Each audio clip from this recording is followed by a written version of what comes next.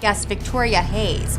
HEYES is the sole survivor of the Miles County Massacre of 2017, which left 8 people dead and HEYES in critical condition. It's really difficult for me to deal with that. Do you remember the one who was in the coma and her face was all mutilated? What was her name? It was like Victoria HEYES. So you think Victoria HEYES is a host now, isn't it? All your theories about demonology, you're right. Hey everybody, welcome back to another episode of Birds Reviews. My name is John. Today we are breaking down one of the most mysterious characters in the Terrifier franchise, Victoria HEYES. But before we begin, if you could, be sure to give the video a thumbs up and subscribe so the YouTube algorithm doesn't maul this video's face off. oh my god. And I heard that her cheek, like a little bit, was found at the bottom of Victoria HEYES' shoe. Also, as noted, there's going to be a lot of spoilers from Terrifier 1, 2, and 3, so if you haven't seen those movies, be sure to go check out our Terrifier spoiler-free playlist right here, and then come back, or don't. You've been warned either way. Let's get into it. Who is Victoria HEYES? The ending scene, behind the scenes. In the original ending, before it had to be reshot, Scaffidi confessed how originally Chris Jericho put her in a chokehold, and as a big wrestling fan, it was one of the biggest highlights of her acting career. Jericho confessed that he first fell in love with the Terrifier franchise when Rich Ward from his band Fozzy told him he has to check this out after seeing the hacksaw scene from part 1. As a giant horror fan, he admitted that he was largely desensitized to most of the modern horror movies that do the same thing, but Terrifier was different, saying that it really got under his skin. Which is literally what happens to him in part 3. They shot the scene in October and at about 3 in the morning, and Jericho said, "I was really cold. The institution, like you said, was really creepy. It wasn't filthy, but it wasn't like the cleanest of places either. It really fit the vibe of Terrifier."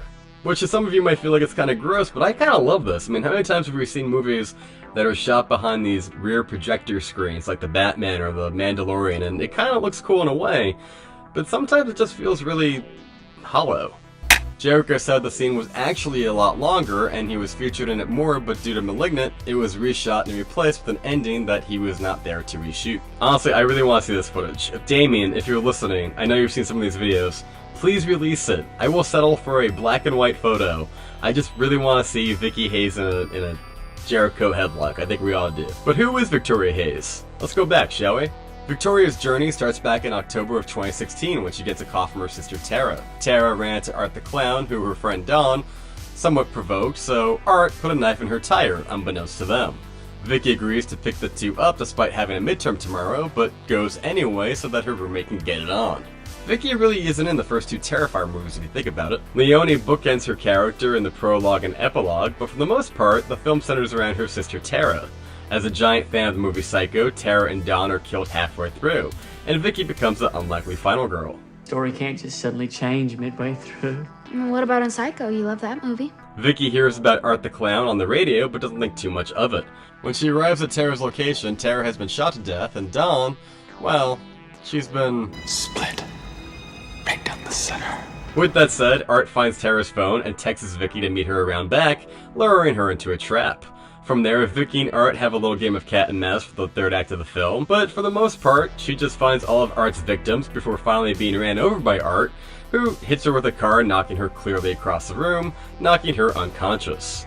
From there, Art the Clown starts eating pieces of her face while she's unconscious, before 2 police officers arrive on the scene, get the jump on him, and he takes the carriageway out, unaliving himself with the gun that he always hides on his ankle. Art is then resurrected by the Pale Girl and makes his escape, while Vicky is taken to intensive care to recover. It's worth noting that much like the character from Nope, Vicky's transformation is heavily inspired on Charla Nash, a woman that was keeping a chimpanzee as a pet. Send the police! What's the problem there? He ripped her face off! He ripped her face off? If you've ever seen Tiger King or Chimp Crazy, then you pretty much know that it's a pretty bad idea to keep an exotic animal as a pet in your home. In 2009, the chimpanzee Travis that was living in her home became confused and ripped her face and arms off before the police arrived and shot him on sight. Nash did go on to get a new face and became a beacon of hope for many. However, her story is in fact very bleak and very much a tragic one.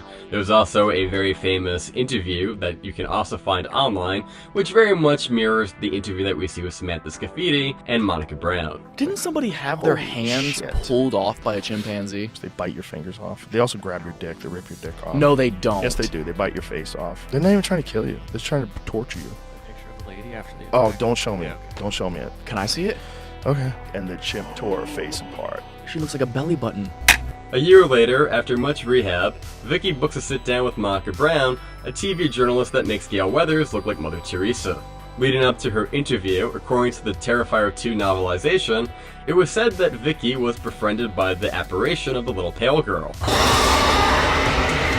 That despite the fact that she was dressed like Art the Clown, she still called her friend. The novel also goes on to say that her parents were very supportive of her during this time, but suspected that she was also resented by them considering the fact that she was unable to save her sister Tara. The night of the interview, everything goes wrong. Midway through the interview, Art the Clown and the little pale girl are watching the interview live on TV, and Art seems to chuckle at the fact that he's being recognized. However, he doesn't take kindly to the fact that she tells the world that he is now dead. Much like Pennywise and Freddy, Art is a dream demon that thrives on attention, and this act seems to work directly in the opposition of what his ultimate goal seems to be. The pale girl notices this and takes control of Vicky's body halfway through, and this is the reason why she lunges at Monica Brown. After the interview, she sneaks into her dressing room and attacks Miss Brown after hearing some off-color remarks. Imagine what she looks like sitting 2 feet away from you. I was gonna gag at one point. Watch next month, it's gonna be called Monica's House of Horrors. Making her share the same exact fate that she has. A person that is completely disfigured. Oh, I haven't seen photos, but from what I hear, she kind of looks like the inside of my cookie. And while Monica Brown didn't deserve such a punishment, for horror movie characters, she's kind of a shit-talking asshole, so you really don't feel too bad for her. It's also unclear if she's dead for good, or if she'll come back and return the same way that Victoria did after part 3. It wouldn't be a bad idea if she did, considering ultimately, there's probably no way Vicky's gonna be back for the next one. Maybe. We'll see. Moving right along, if you've seen Terrifier 2, you know what happens. Art and Sienna have a big showdown, Sienna wins, Pale Girl collects his head, and the Pale Girl once again takes control of Victoria, singing the Clown Cafe song all day before giving birth to Art the Clown's head, before giving a hell of a shock to both Chris Jericho and the nurse, who, oddly enough, is also played by the Clown Cafe actress. Coincidence? Probably not. If you want to know more about the Clown Cafe, check out the Clown Cafe video here on the channel. That's a completely different rabbit hole, but it's got some good stuff in there. From there we go into Terrifier 3, so if you haven't seen Terrifier 3, be warned, spoilers ahead. So as we talked about in the last video, the reason we don't see the apparitions of the little pale girl in T3 is because she spends all of the third film possessing Victoria. I've heard a lot of people say that Samantha Scaffidi is great in T3, and I've also heard a few people say that she kind of overshadows Art the Clown, making him more of a henchman. Which I totally understand, but considering that Art receives the supernatural demon powers from her, and the fact that he failed on his own in part 2, it makes a lot of sense why the supernatural evil would send in the big guns for part 3. I personally don't love how much Vicky talks and does exposition dumping in the final act. It doesn't feel like she's telling us anything new that we don't already know. For example, did we have to call Sienna a savior? Probably not. Doesn't make any sense that she became a fucking Bond villain and just let her open that box that had the sword in it? Don't think so. But I'm picking nits, people. I'm picking nits. You know, even Christopher Nolan drops the ball every once in a while. So much like T2, the Pale Girl's function is to find and kill Sienna, as she is the chosen one who stands for good and is the only one standing in their way. Their method is pretty straightforward. Find everyone you love, kill them, break you down, and then just, you know, take you over. In a nutshell, pretty much exactly what happens to Vicky herself. According to Damien Leone, the reason Art failed in killing Sienna in part 2 is that she's unable to be killed with her own weapon, which is why at the end of part 3, her hands heal from grabbing the sword, but none of her other body parts do. Hence why she has all those scars that Gabby thinks are cool.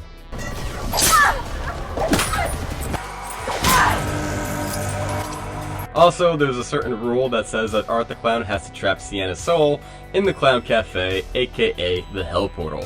So it's pretty interesting what they try to do in part 3 if you think about it. It seems to me that fighting her when she's at the Terrifier collecting the sword would have been the best time to strike. But instead, they do this whole Batman death of the family scene, and it seems like the Pale Girl's plan was to kill everyone Sienna loved, and then hopefully jump vessels from Vicky's body into Sienna's. Unfortunately for her, Sienna is stronger than she knows and is able to overpower Art and Vicky, cutting off Vicky's head, which causes her to melt into the floor, causing a new hell portal, which sucks Gabby in before closing off. It's also worth noting that considering this video is called Who is Victoria Hayes and not Who is the Pale Girl, we made that video already, be sure to check it out right here. Officially, Victoria Hayes died 5 years earlier, when she ended it all with a giant piece of mirror in a bathtub. Up until that point, there would be a few brief moments in part 3 where Vicky would come to the surface, only to be mocked by the Pale Girl. But after that, she was essentially just a lifeless, decaying corpse that was being kept alive by the spirit of the Pale Girl herself. But considering Vicky's body melted into the floor, I think it's the last time that we're going to see Samantha Scaffidi. I mean, I suppose anything is possible. She might pop up in part 4, but it seems unlikely, unless it's in somebody's nightmare, which they could do. And again, if we go into hell, you can do whatever you want. I think people will look back and they'll remember one of the most disturbing scenes in the film is when she uses a shard of glass to pleasure herself. Which of course is a more intense version of one of Damien's favorite films, The Exorcist. In The Exorcist, Reagan, who is also possessed by a demon, uses a crucifix instead of a shard of glass. Lift me! Lift me! Yikes. So there you have it. That's the story of Victoria Hayes, victim, final girl, and unwilling serial killer, all in one. But what did you think of Victoria Hayes? Comment down below, what is your favorite scene of Victoria Hayes? Do you want her to come back in part 4? Are you one of those people that feel like she kind of overshadowed Art the Clown? Comment down below, give the video a thumbs up. We got 20 plus Terrifier videos right here, check them out, and I will see you next time. Drop on by the Clown Cafe. Drop on by the Clown Cafe. The grub is downright gruesome, but your appetites obey. 'Cause food's a little funny. Food's a little funny. Food's a little